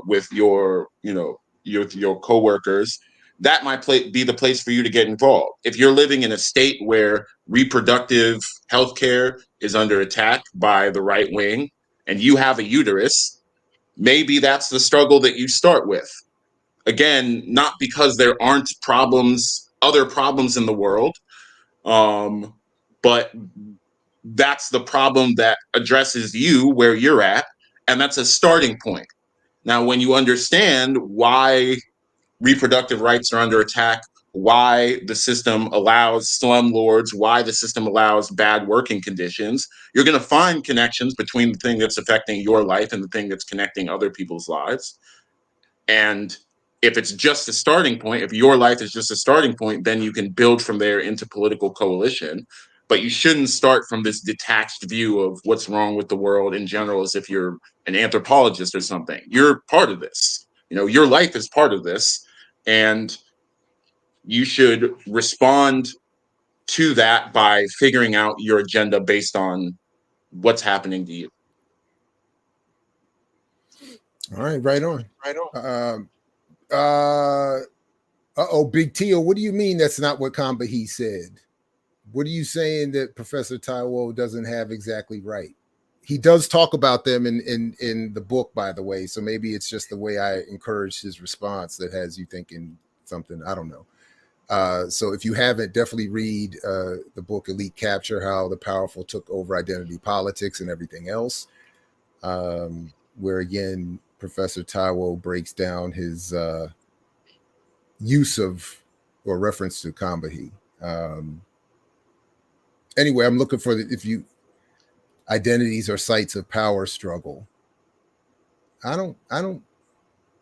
Anyway, I didn't hear you say anything different from that, but maybe you did. I don't know.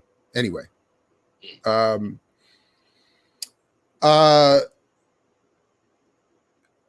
Yeah, okay, sorry. So well, I did want to also ask you about how you conclude the book. When you talk about because I think I was honestly reading too quickly. I'm not sure I understand everything that you were saying, but you were talking about the difference between approaches people could take to respond to elite capture. And of course now, now I got apps freezing and all kinds of stuff. So of course.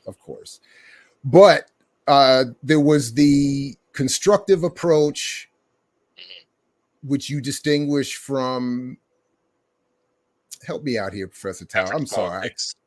Say that again.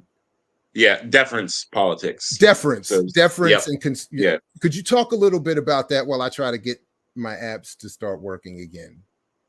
In other words, what are you saying about how people should respond to your argument? What you're saying is happening with elite capture, right? So the thing that I'm responding to and being critical of is deference politics, and what I mean by deference politics is a kind of strategy for responding to a similar kind of thought to identity politics, but not the exact same kind of thought. So, identity politics is where should you get started politically based on where you are in the system, based on, your identity, how this system affects you. And one other thought we could have about the difference that where you are in the system makes is what people have called standpoint epistemology, which is just saying, look, where you are in the system, what kind of person you are affects what you know. And when we do research, or maybe more importantly, when we do political work, organizing, those activities should take that into account, right? Should respond to that fact. And I think the combination of that thought, standpoint epistemology, and the kind of politics people have been doing around identity has led people to think, well, if we think that the people who are marginalized know more about injustice and maybe just deserve more because they've been more harmed by injustice, then what we should do politically is take the direction of the people who are marginalized. So if I'm in a room, an organizing space, an organization, a street corner where we're talking about politics, and I see somebody who has a marginalized identity that's relevant to what we're talking about, I should take political direction from that person, or I should, change the conversation to promote the voice of that person, or, there's different ways people can go. But in general, I'm thinking of that as a kind of strategy as deference politics. And one of the things that I spend some time talking about in the book and pointing out is that it's not random which people's opinions you get, from a particular marginalized group. And I use the example of myself, right? On the scale of, Nigerians worldwide, and I think Black people in general, I'm very much a 1%er, right? The level of income and institutional access among the millions and millions of Nigerians is very different from where I'm at. But if the Guardian or the New York Times or even a lot of organizing circles look for, a Nigerian American perspective on something, they're much more likely to ask me than, your average person living in the slums of Lagos, right? So, people are just more likely to encounter my perspective in some way or some form than other marginalized people's perspective. And, as I put it in the book quickly, some people are pipelined to prisons and some people are pipelined to PhDs. And so in the conversation, it might look like us deferring to the marginalized perspective as it shows up in the particular body and ideas of the marginalized person that happens to be in the room with us. But the system decides which people get into rooms with other people. And so I think in this wider view, thinking about why we're having the interactions we're having and not just how to manage those interactions, the thing that motivates deference politics, the idea that we need to take marginalized perspectives into account, doesn't actually count in favor of just deferring to any view that you have access to. Right? I think that's counterproductive. So what I propose instead is what I can call constructive politics, which is just about, we need to not just think about how we manage interactions, but we need to think about who we're even interacting with, who we're in a room with, and we need to build that intentionally. And that's what people do when they make tenants unions or workers unions or debtors unions or campaigns around stopping pipelines or whatever. Like, you have to deliberately make groups, make rooms of people on the basis of what you're trying to achieve politically. And the goal of that isn't to change the way that you interact inside the union or inside the debtors union or whatever, but it's to change the actual thing in the world, the working conditions, to stop the evictions, to stop the pipeline, whatever it is. Because that's actually what you have to do if you want to address injustice itself, rather than just, curate how we relate to injustice or talk about it. But I thought your presence was just evidence that if you work hard, all Nigerians could succeed and all Black people could succeed, and your success will trickle down. It will benefit.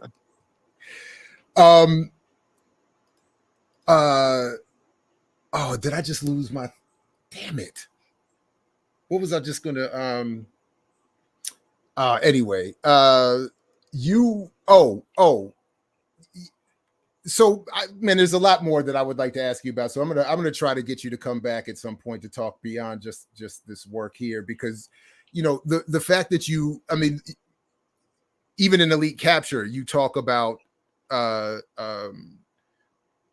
Marx and moving from philosophy to changing the world. So I just want, I have just a lot of questions. And then I want you to remind us of the website that you use separate from your sort of professional website to talk about your summaries and I guess condensed look at other at work like Marx.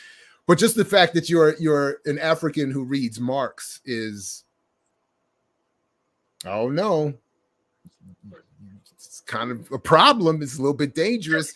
And I don't just mean for the colonizer. I mean these days within the Pan-African community. This is, you know, I know you hear it. I know you get it.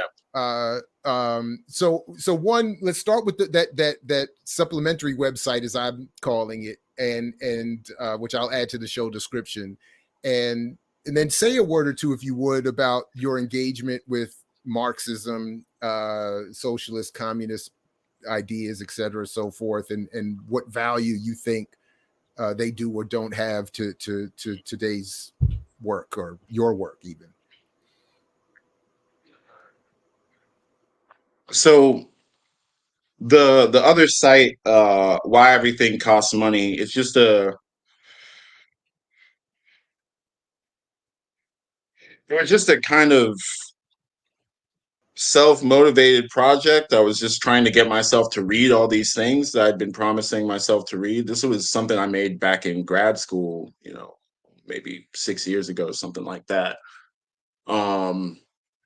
I wrote most of the chapters on Marx's Capital Volume 1, like in Cuba, right? So it just felt like the thing to do. I was worrying about these ideas, trying to work through them. And you know, why Marx? This is a point that Barbara Fields made.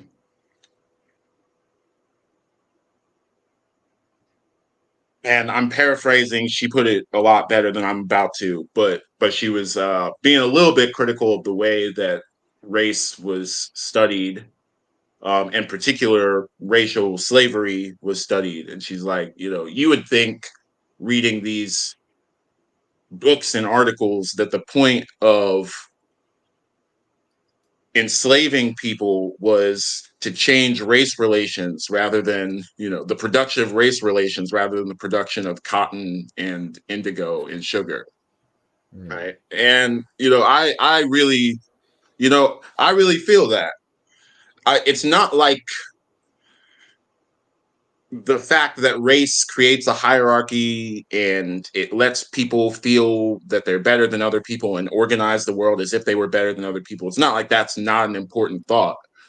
But the reason why they're able to is because they have power. And the reason why they're able to get power is because of all this boring stuff about the world that we might not care about, like the production of sugar and cotton and indigo, and, you know, monetary policy, the strength of the US dollar, and inflation, and, you know, all these mechanical things that in fact explain who has power and where power shifts over time. Those might not be the most exciting things to study, but those are in fact the things that explain what our world is like.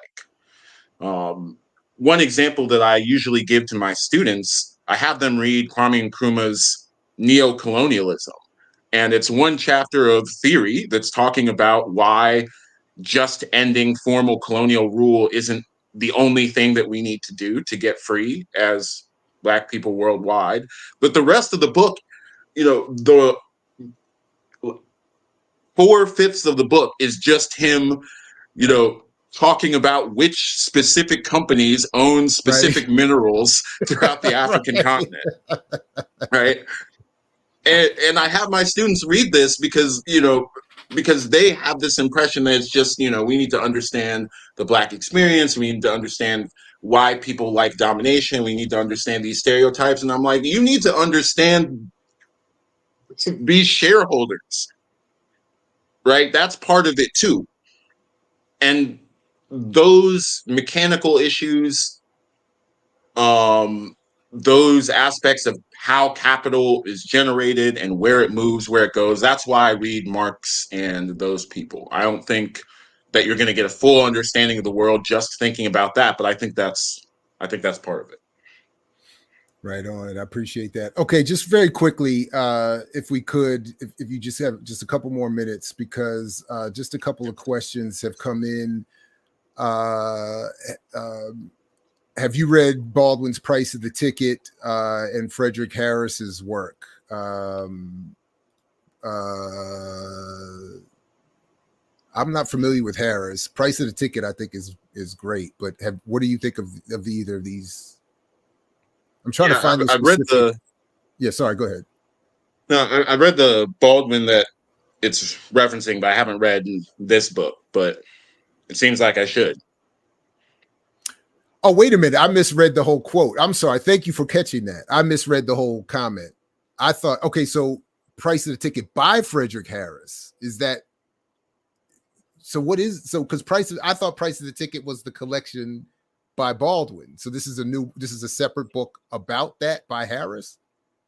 Yeah, I'm just guessing from the title, but yeah, I mean, I love Baldwin's work. I cite it a lot, so if there's something thinking about Baldwin's work and coming at this angle, then it seems like something I should check out.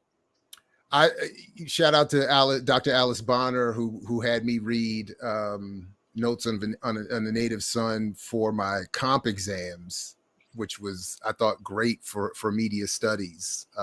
And Price of the Ticket, I also think, just in terms of media studies, never mind anything else, is brilliant. But anyway, yes. So Professor Taiwo said there are nuance mongers, and I think I am a nuance monger. I think I'm guilty of that. I'm just trying to find these. Let's see. I guess that's it in terms of our end of the conversation. The Bolivarian Revolution is a good example where nuance is required to understand properly why an Irish guy is leading a cavalry charge in Chile, for example. Okay, right on. Yeah, we definitely. Don't let me. I probably spoke too dismissively. Like nuance is good. I think that's a great example. The Irish in Chile. The Polish in Haiti, also a good reason for some nuance, right? Why did Jean-Jacques Dessalines, of all people, declare a bunch of Polish dudes to be legally black? That's some stuff we should answer. So yeah, we do need nuance. Just a healthy relationship with nuance where we're using it to learn stuff rather than to just argue for the sake of arguing. Right on. Well, listen, all the links from the show description. I added the Why Everything Costs Money link, and I'll definitely be bothering you going forward for future return visits to this platform. Professor Taiwo, thank you very much for the work and for coming through. And definitely, folks, if you haven't, go back, and even if you need to, rewatch the series of discussions he had with Two Black, where you can learn more about the Ida B. Wells coordinator of anti-racism for J.P. Morgan.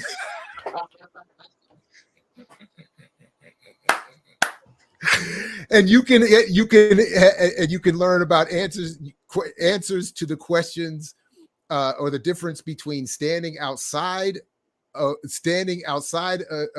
wait a minute. How did I write my note? Damn, I had the joke ready to go too. Where you could also learn more about the difference between complaining about coons while standing outside a coon factory and what that contradiction really means. Anyway, Professor Taiwo, I really appreciate you coming through. Definitely people got to check out the discussion you had with Two Black. And thanks for the work and continued success and good luck to you, man. Peace, because I know you're willing to fight for it. Thank you very much. All right, take good care. All right, everybody. Big shout out to Professor Taiwo. Thanks again to Sister MAHNKER as well for coming through earlier, for Ricky Ryan producing the show, a good portion of the show, at least today. Appreciate that. And to all the remixers for coming out this morning, and to those who will see and hear this later on, I appreciate you as well. Please do check all the links in the show description for more on our guests and the discussion, including the continuing fundraiser. And if you have any, obviously, if you got something to say, continue to put it in the comments. All right, so that I won't continue to. It's wrong, bro. You know what I mean? Because I don't want people watching this program and feeling like they have to go outside saying, "No, God." God! No! God, please, no! No! No! No! The fuck is he talking about? So definitely get message